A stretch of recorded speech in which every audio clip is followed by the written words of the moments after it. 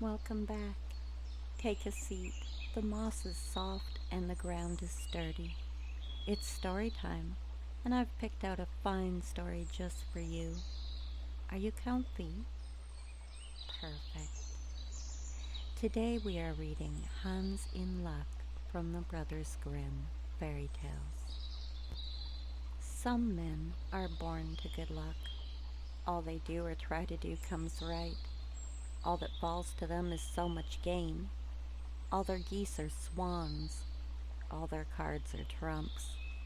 Toss them which way you will, they will always, like poor puss, alight upon their legs, and only move so much the faster. The world may very likely not always think of them as they think of themselves, but what care they for the world? What can it know about the matter? One of these lucky beings was neighbor Hans.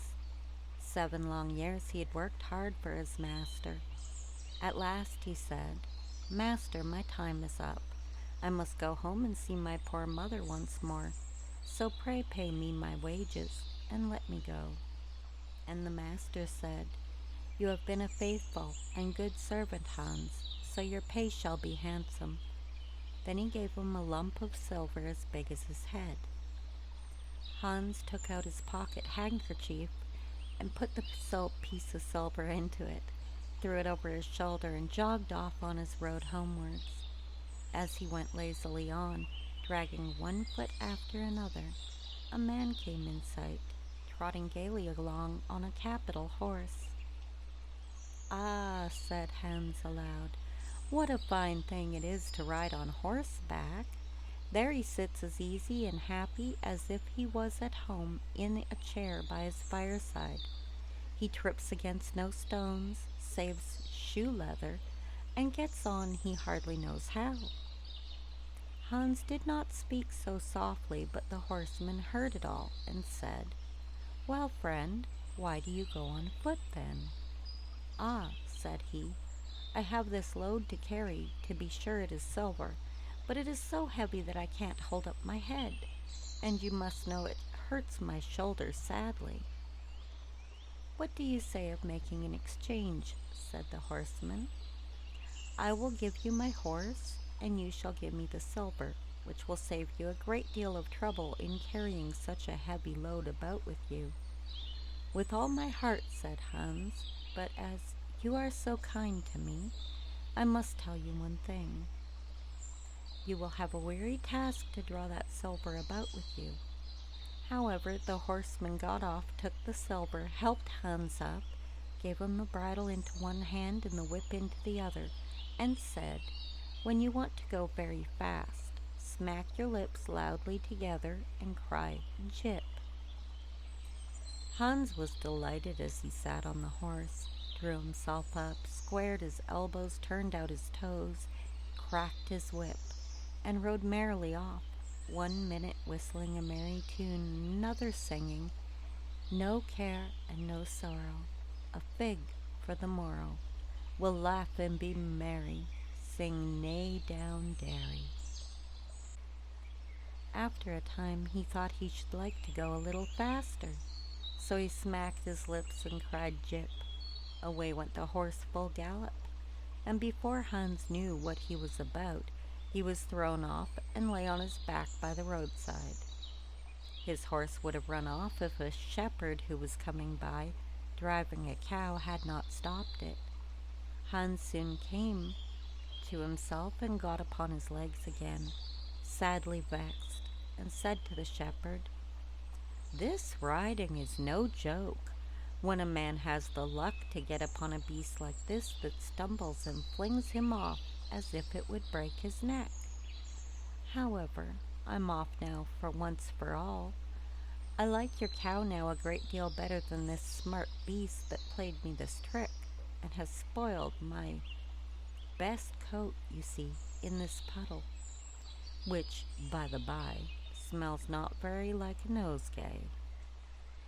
One can walk along at one's leisure behind that cow, keep good company, and have milk, butter, and cheese every day into the bargain. What would I give to have such a prize?" "Well," said the shepherd. "If you are so fond of her, I will change my cow for your horse. I like to do good to my neighbors, even though I lose by it myself." "Done," said Hans merrily. "What a noble heart that good man has," he thought. Then the shepherd jumped upon the horse, wished Hans and the cow good morning, and away he rode. Hans brushed his coat, wiped his face and hands, rested a while, and then drove off his cow quietly, and thought his bargain a very lucky one. "If I have only a piece of bread, and I certainly shall always be able to get that, I can, whenever I like, eat my butter and cheese with it. And when I am thirsty, I can milk my cow and drink the milk. And what can I wish for more?" When he came to an inn, he halted, ate up all his bread, and gave away his last penny for a glass of beer.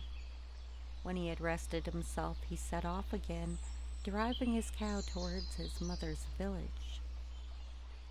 But the heat grew greater as soon as noon came on, till at last, as he found himself on a wide heath that would take him more than an hour to cross, he began to be so hot and parched that his tongue clave to the roof of his mouth. "I can find a cure for this," thought he. "Now I will milk my cow and quench my thirst." So he tied her to the stump of a tree and held his leathern cap to milk into, but not a drop was to be had. Who would have thought that this cow, which was to bring him milk and butter and cheese, was all that time utterly dry? Hans had not thought of looking to that. While he was trying his luck in milking, and managing the matter very clumsily,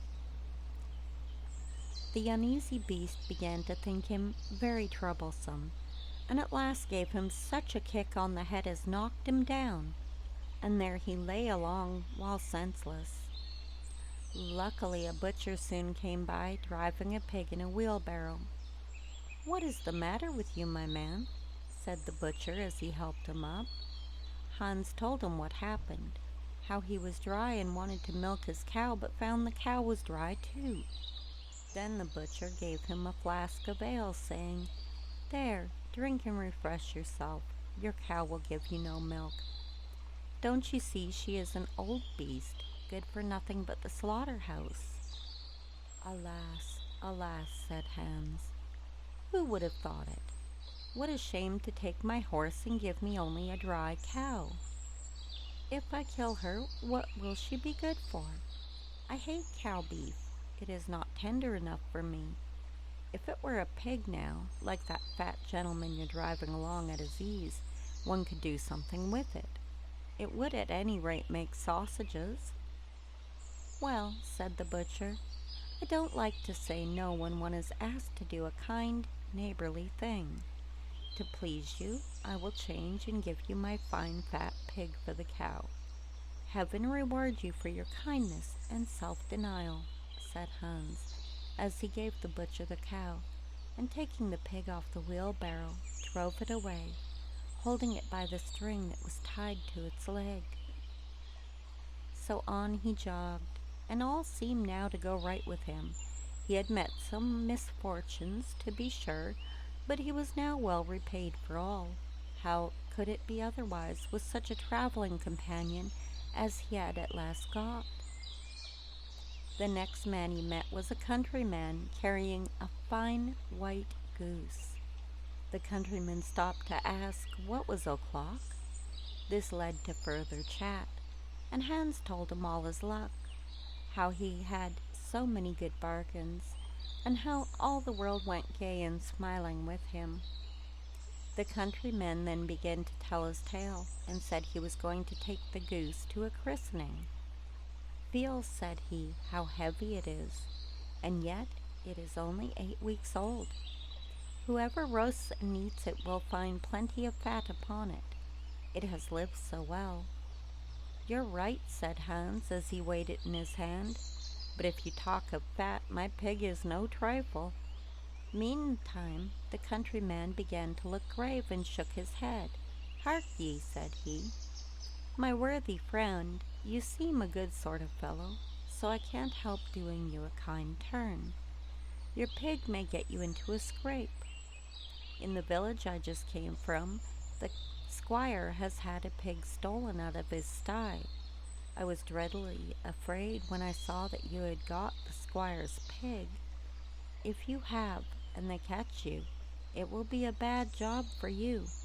The least they will do will be to throw you into the horse pond. Can you swim?" Poor Hans was sadly frightened.